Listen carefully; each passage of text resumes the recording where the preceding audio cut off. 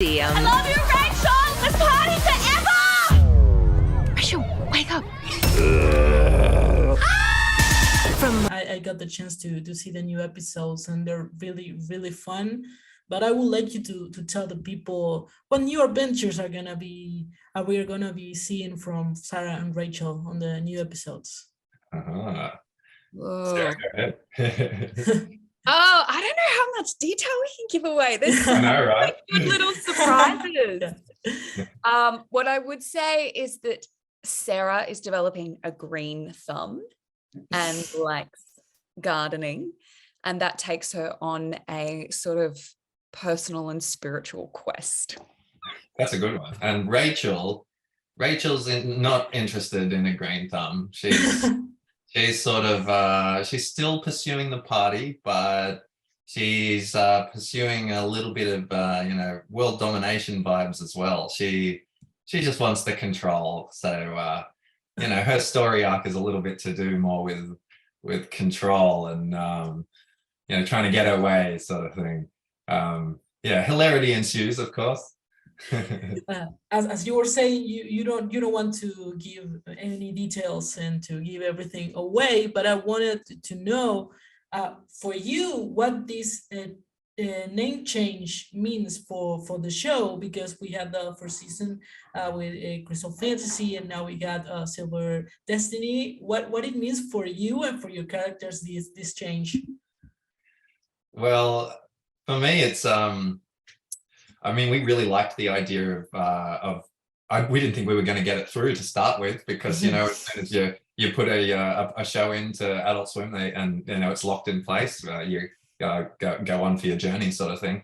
But we thought it would just be a good idea and a funny idea to keep it fresh and just change it kind of each season. So hopefully it'll be different next time as well. With Silver Destiny, there's that idea of Silver being two, and then the Destiny vibes, which is sort of the whole overarching storyline of the season. There's a little bit more sort of prophecy stuff, fate comes into play and things like that. The first one was a little bit more insane and a little bit haphazard. This one's a little bit more of I think it has a little bit more of a tangential storyline, and it's sort of follows a plot a little bit. Maybe you can decide that yourself. And Sarah, what it means for you and for Sarah, of course. I think for Sarah, it's an evolution. And I think what's really fun about this show is these characters are in their 20s, and that is that kind of prime time where you're like figuring things out and finding yourself, and partying as a lifestyle conflicts with that. And so I think, like, compared to the last season, this is like, for Sarah, she's sort of trying to figure out who she is separate from the partying identity. And so we're moving a little bit away from the party, but that's still there on the show. So what wild adventures are we going to see, and which was the most fun party style adventure that you got to go into this new season? We're all tiptoeing around the details here. I know, because the ep I want to talk about, you can say episode number whatever you want, and then people has to go to, I have to watch this episode. So that's true. The funny thing is, most of all the episodes seem to mash into one big ball for me. You know what I mean? We sort of I go like, which episode was this again? Which was my favorite? Where do we go? If there are movie fans out there, there's a certain journey that happens for Sarah, which is very, very fun.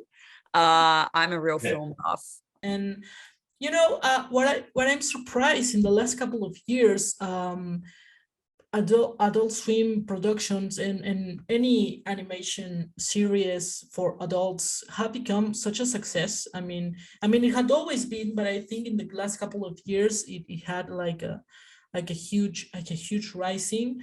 And I wanted to know for you, if you could put Sarah and Rachel into any other animated world.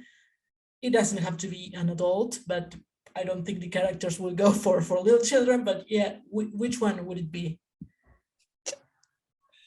Well, for me, I was just saying, I'd like to see him in the Bluey world. I don't know if you know Bluey, but that's another Australian children's cartoon. Bluey. Oh no, Yeah. I don't know that. Okay. It's sort of taken the world by storm, and I don't think it's ever going to happen because it's not very Yolo isn't very kid friendly. But I'd love to see a Bluey Yolo crossover. Okay. Yeah, for you, Sarah. I would like to see them film a new episode of BoJack Horseman. Oh yeah. Because I think Sarah and Rachel would love a Hollywood party. Yeah, totally. And continuing with that subject, why do you think that adult animation had become such a success with shows like, as you're saying, BoJack Horseman and all this?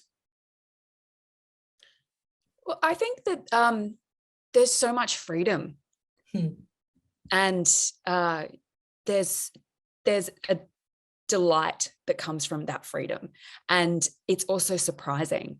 I think we're watching so much content now, so when you're watching live action stuff, you know, there's only so much that people can sort of do, whereas with animation you really can go anywhere or do anything or incorporate any character. So I think it really kind of engages audiences and keeps them on their toes. Yeah, totally. Yeah, I think it seems that there's a flavor for animation at the moment. I don't know if it's because, you know, more and more people are getting down and drawing and just getting into that sort of thing. Yeah, but yeah, there seems to be a lot of animation is on the up and up, which is just fantastic, you know, because I mean, that's the way it was 100 years ago when they were doing all the old Disney stuff, you know, drawing that some of the best cartoons ever. So it's great to see that, you know, lots more people are interested now, and there are lots of teens coming up watching the shows that hopefully that we make, and lots of other people make all those fantastic animations and getting into themselves. So at the studio I work at, you know, we take on work experience students all the time from high school and from university, and they're just so keen to get going, and they're so fantastic, such good artists, you know. So yeah, I think there's a really bright future, immediate future for animation, which is fantastic. Yeah, and you were saying before that we get to see an evolution of these characters on this new season. So I'd like for each of you to describe with one word Rachel and Sarah for these new episodes. Domineering. Totally. Grounded. That's like not opposites, but so different. But that's I think that's what amazing about the chemistry of these two characters, because you see them and they're like one going one way and the other one going another way, but it still works, and that's amazing. And how is it for you to work this chemistry between the characters? Because I think it's the essence of the show. Yeah. It's interesting that you say that, because the only time we've ever recorded together was when I auditioned. Yeah.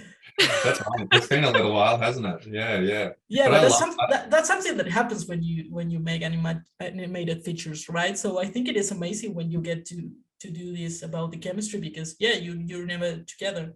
That's right. I love seeing it come together. It's fantastic.